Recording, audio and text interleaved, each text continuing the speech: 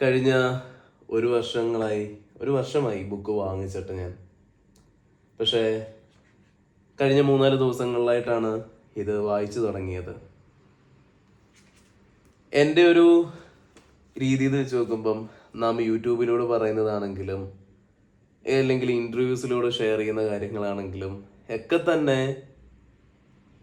എൻ്റെ ആ ഒരു ബ്രഹ്മാനുഭൂതി ലഭിച്ചതിൻ്റെ അടിസ്ഥാനത്തിലാണ് ഞാനത് നിങ്ങളോട് സംസാരിക്കുന്നത്. ഇപ്പോൾ ബ്രഹ്മാനുഭൂതിയിൽ തന്നെ ഇരുന്നുകൊണ്ട് ഒരു കാര്യം പറയുമ്പോൾ അവിടെ നമുക്ക് മനസ്സില്ലല്ലോ, നിശ്ചലമാവുകയല്ലേ, ശൂന്യമാവുകയല്ലേ. അതിനുശേഷം നമ്മളെല്ലാം നോർമൽ സ്റ്റേറ്റിലാണ് കാര്യങ്ങളെല്ലാം തന്നെ കൈകാര്യം ചെയ്യുന്നത്. ആ ഒരു അവയർനെസ്സിൽ തന്നെ ആയിരിക്കും എപ്പോഴും. അതിനെയാണ് നാം വിവേകം എന്നൊക്കെ വിളിക്കുന്നത്. അപ്പോൾ ആ അനുഭൂതിയിലാണ് ഞാൻ പലതും നിങ്ങളുടെ അരികിലെല്ലാം ഷെയർ ചെയ്യുന്നത്. പക്ഷേ എനിക്കൊരു ഇതെന്ന് വെച്ചാൽ ഏതൊരു ഗ്രന്ഥം കിട്ടിയാലും ഞാൻ എന്ത് ചെയ്യും, അത് വാങ്ങി സ്വീകരിച്ച് എൻ്റെ കയ്യിൽ വെക്കും. അത് അറിയാലോ, ഒരു പഞ്ചസാര നമുക്ക് ഒരു ഒരു ബക്കറ്റ് കഴിക്കണമെന്നില്ല അല്ലേ, അല്ലെങ്കിൽ ഒരു സ്പൂണ് കഴിക്കണമെന്നില്ല അതിൻ്റെ രുചി അറിയാൻ. ഒരു തുള്ളി കിട്ടിയാൽ മതി നമുക്ക് അതിൻ്റെ ടേസ്റ്റ് മനസ്സിലാവാൻ. അതേപോലെ തന്നെ ചില ഗ്രന്ഥങ്ങൾ നമുക്കൊന്ന് അതിലൂടെ കടന്നു പോകുമ്പോൾ തന്നെ അതിൻ്റെ ഉള്ളടക്കം മുഴുവനും മനസ്സിലാക്കാൻ പറ്റും.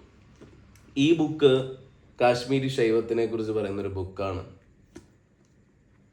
ശ്രീരാമ പരമഹംസ മിഷനിൽ നിന്നാണ് ഈ ബുക്ക് പബ്ലിഷ് ചെയ്തിരിക്കുന്നത്. ഇതിൽ സ്വാമി വിവേകാനന്ദൻ പറഞ്ഞിരിക്കുന്ന കുറേ കാര്യങ്ങളുണ്ട്, അതാണ് കുറച്ചുകൂടെ മെൻഷൻ ചെയ്യുന്നത്. ഇതെന്നെ ആകർഷിച്ചൊരു കാര്യമുണ്ട്, അദ്വൈതി ഓർ നോൺ ഡ്യുവാലിറ്റി എന്നുള്ളത്, അല്ലെങ്കിൽ ഭേദമില്ല. അദ്വൈതം എന്ന് വെച്ചാൽ ഭേദമില്ലാത്ത ഒന്നാണെന്നാണ്. പക്ഷെ ഇതിലൊരു കാര്യം പറയുന്നുണ്ട്, നാം വേദത്തെയോ ഉപനിഷത്തെയോ ഗ്രന്ഥങ്ങളെയോ നാം ആശ്രയിക്കുമ്പം നമ്മൾ പ്രാർത്ഥന നിരതരാവുകയാണ്. മനസ്സിൻ്റെ ഒരു തലത്തിലൂടെ നാം കടക്കുന്നു. ഇതിന്റെ തുടക്കം തന്നെ എഴുതുന്നത് divine consciousness is a spiritual experience is a Shivaspanda എന്നാണ്.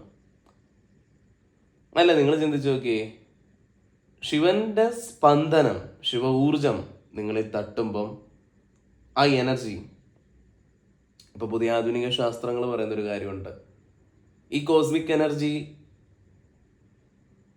ഒരു വലിയ അളവിൽ എവിടെ കൂടുന്നോ അവിടെ നിശ്ചലവും ശൂന്യവുമാകുന്നു. അവിടെ ഒരു പ്രത്യേകതരം വൈബ്രേഷൻ ക്രിയേറ്റ് ആകുന്നു. എന്നാൽ അതിൻ്റെ ഉള്ളടക്കം നോക്കുമ്പോൾ അത് ശൂന്യവുമാണ്.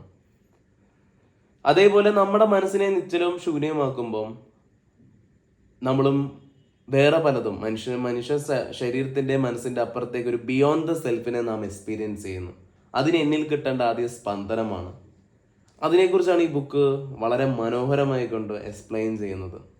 കാശ്മീരി ശൈവം എപ്പോഴും തന്നെ അടിസ്ഥാനപ്പെടുത്തുന്നത് വായിച്ചിരിക്കേണ്ട തന്നെ ഒരു ബുക്ക് തന്നെയാണ് കാശ്മീരി ശൈവത്തിന്റെ. എല്ലാവരും കുണ്ടലിനി യോഗ, ഇത് ബുക്കിൽ നിന്ന് പഠിക്കേണ്ട ഒരു കുണ്ടലിനി യോഗയൊക്കെ ഒരു ഗുരുവിൽ നിന്ന് തന്നെ ദീക്ഷ എടുത്ത് അഭ്യസിക്കേണ്ടതാണ്. പക്ഷെ എന്താണ് കുണ്ടലിനി ഉയർത്തേണ്ട പ്രാധാന്യവും എന്താണ് ഊർജ വ്യവസ്ഥയുടെ ജോമെട്രിയും ഇതിനെക്കുറിച്ചൊക്കെയാണ് ഈ ബുക്ക് നമ്മളോട് സംസാരിക്കുന്നത്. വളരെ മനോഹരമായ ഒരു ബുക്കാണ് കാശ്മീരി ശൈവം എന്ന് പറയുന്നത്. ശ്രീരാമ മിഷനിലുള്ള ഈ ഒരു ബുക്ക് അടിസ്ഥാനപ്പെടുത്തിക്കൊണ്ട് എല്ലാം ഇതിൽ മെൻഷൻ ചെയ്യുന്നുണ്ട് കാശ്മീരി ശൈവത്തിന്റെ. നമസ്കാരം.